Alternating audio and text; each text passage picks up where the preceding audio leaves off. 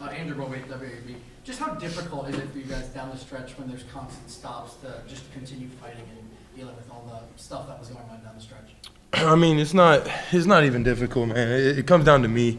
As a senior, I gotta keep my poise and keep everybody behind me, keep everybody's head up. Not everybody trying to keep my head up. I mean, it's totally my responsibility as a fourth-year guy here and a senior. So I mean, yeah, that's all on me. Looking at us in major basketball, do you feel like their intent coming into the game was to try and get under your skin, try to provoke you?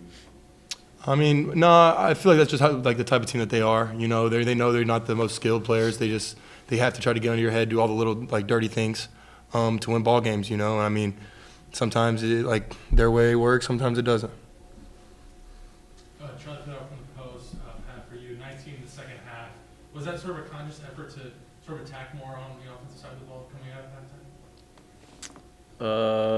Yeah, I mean, I feel like this year I've been more of a second half player than a first half. Like if I look at a lot of my games, I played good in the second half, but I mean, I didn't really attack much in the first half, so I was just trying to get downhill, get in the paint, and make plays for others and myself. Great key for WAB. Aiden, how much did Jabin being out kind of affect front court's play? Yeah, offensively, I mean, a little bit.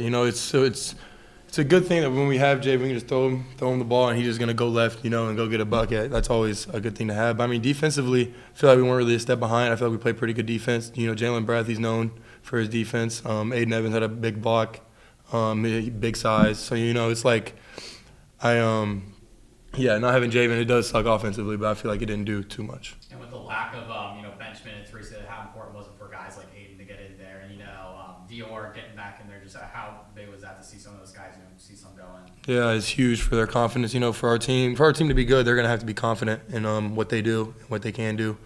Dior hitting those big shots, Aiden Evans knocking down a shot, getting a big block. I mean, all that stuff. That's just good minutes, and we need that. And how important for either of you was it to just kind of, obviously last week was tough with the 2 losses, to come back home and get a big win? Just how much did this help going into Friday? It's pretty big. I mean, it's hard to win on the road, but, we dropped one that we for sure should not have lost. But obviously we got a big one against Akron on Friday, so just got to clean up the stuff that we didn't do well. I mean, there's a lot of stuff that we can clean up. But, I mean, Akron is a really good team, so we're going to have to be coached after the game. Scouting report's going to have to be on point. We're going to have to play with minimal error, but we're going to be ready. How important was, or not, I guess it's important, but, a coincidence sort of, how nice is it, kind of get the ugly stuff out tonight, knowing that, you got to be perfect on Friday? I mean, at the end of the day, we won. It's not easy to do. Winning's not easy. So just thankful we came out with the win tonight, and yeah. Cameron staff and semester for either of you guys. It's kind of the first game back with the full crowd, students back on campus. You can kind of feel the energy tonight, a lot of reactions, whether it be to calls or big plays. Just how important is that for you guys to kind of feed off of that energy in a tight game like this? Extremely important, man. I love the fans, love the band. Everybody that just comes and supports. They always bring a certain type of energy every single game, and it definitely helps for sure. Aiden, team high 6 assists for you tonight. As a big man, do you feel that you sort of take pride in your playmaking ability and being able to find your teammates for open passes? Yeah, I mean, for sure. A lot. I mean, it doesn't really have anything to do with me. My teammates, they know how to cut really well off the ball when I have it in the post, and they just find themselves wide open. All I gotta do is just deliver them the ball, and they just put it in. Coming into the night, they were the second. They got blocked the second most out of any team. Did that kind of change up, matchups? Did you try and height mismatches or anything like that in the scouting report? I mean, no, not really. We just knew. He said they got blocked the most, the second most. Second most in the country. Yeah, in block shots or in getting blocked. Yeah, they get blocked the second most. Okay. Yeah, no, I didn't even know that stat, to be honest. I mean, shoot, we did block them a lot though. Now that I think about it. Anything else? All right. Thank you. Thank you. Thank you. Fire away.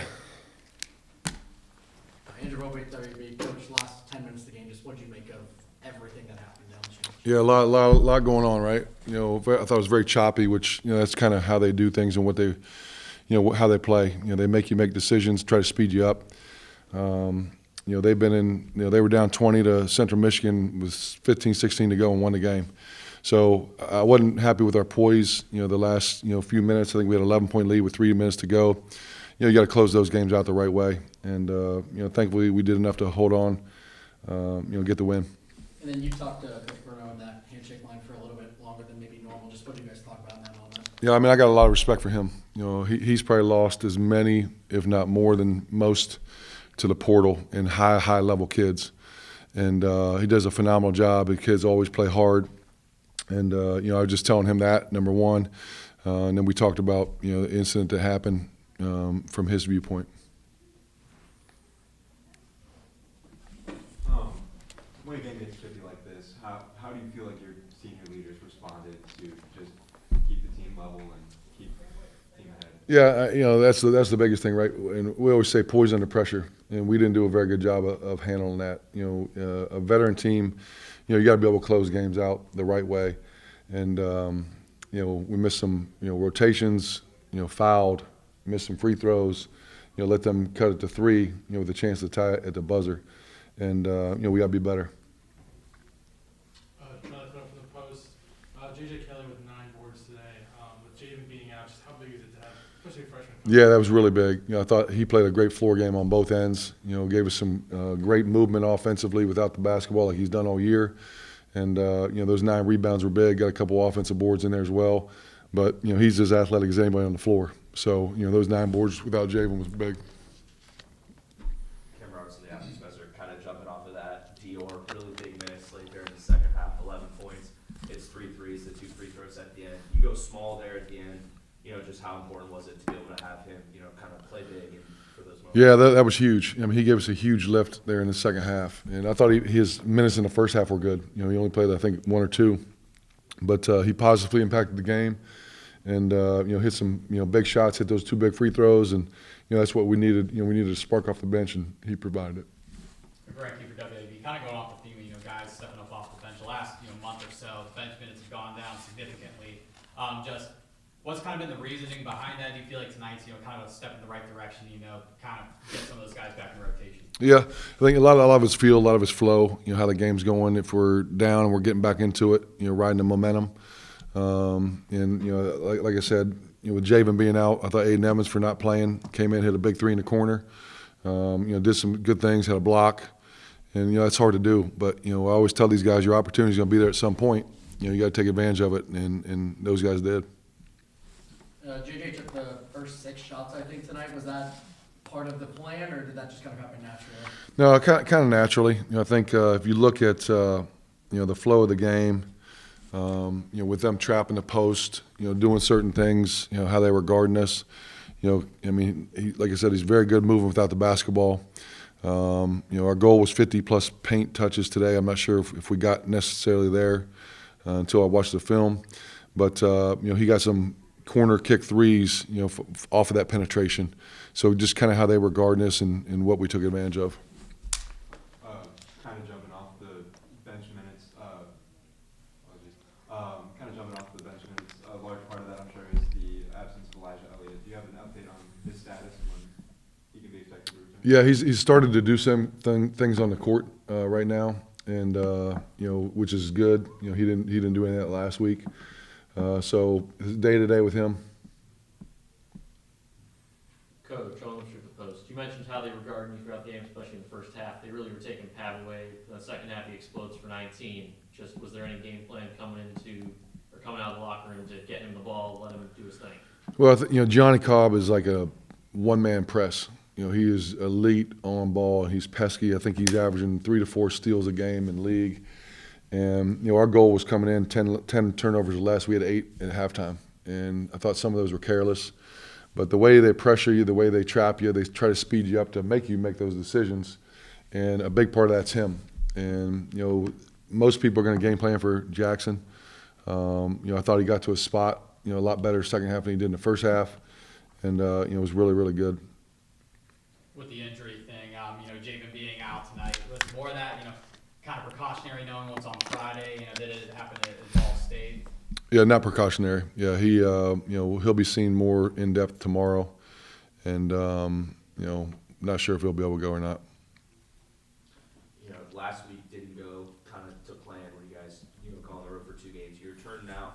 You got a big 4-game stretch coming up, started tonight. Did you feel a sense of urgency to kind of get this one, get the ball rolling with, this big stretch? Yeah, 100%. The biggest thing was protecting home court. If you look at last week's, 2 games, the first game, Toledo, it was a bad 7-minute stretch. We lost the last 3 minutes of the first half, first 4 minutes of the second half. That was basically the ball game.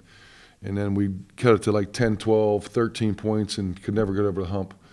Ball State didn't get off to a great start. And, same thing. I think, it was a 10-point game for majority of the second half. We made our run, cut it to 1. Had a couple opportunities, late in the game. Gave up an offensive rebound when we, should have got it. But biggest thing was responding the right way and coming in and protecting the home court. Obviously, first game the students fully back on campus was a big matchup. NIU's last game was a MAC member in this building.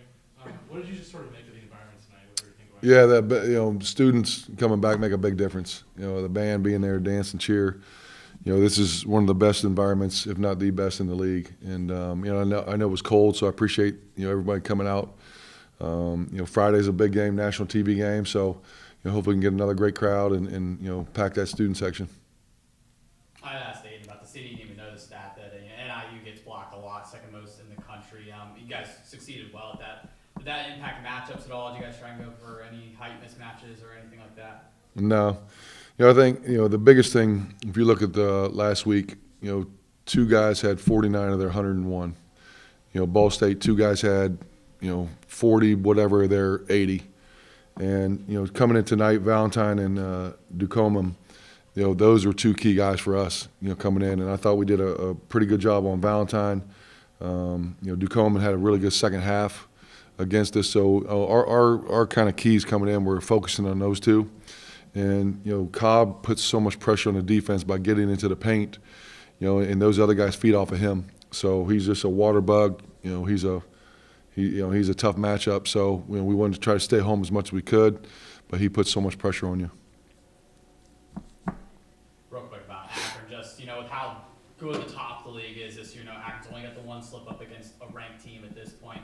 Just how important is it with, the amount that you guys have been able to beat Akron here, just continue that momentum over, Gross and Crook? Yeah, they're playing as good as anybody, and they got great pieces. Had a great core group of guys back from last year. Added some other high major transfers and Miami game. I think they lost by 3 at Miami, so they were right there for that one. And it's a big game because we play them once. So tiebreakers will be involved and all that. And national TV game Friday night. There's nothing better. Good to see a full house in here. Make sure y'all get to class tomorrow. See ya.